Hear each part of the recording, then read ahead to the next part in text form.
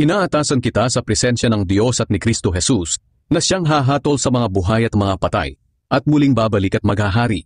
Maging handa ka sa pangangaral ng salita ng Diyos sa anumang panahon. Ilantad mo ang mga maling aral, pagsabihan ng mga tao sa mga mali nilang gawain, at patatagin ang pananampalataya nila sa pamamagitan ng matiyagang pagtuturo. Sapagat darating ang panahon na ayaw nang makinig ng mga tao sa tamang aral.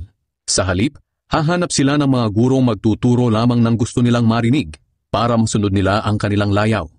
Hindi na nila pakikinggan ang katotohanan at babaling sila sa mga aral na gawa-gawa lang ng tao.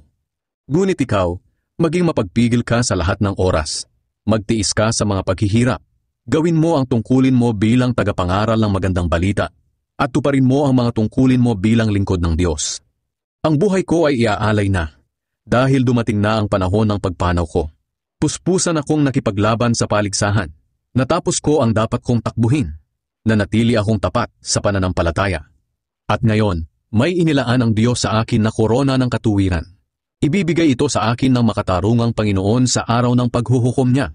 At hindi lang ako ang bibigyan, kundi maging ang lahat ng nananabik sa pagbabalik niya.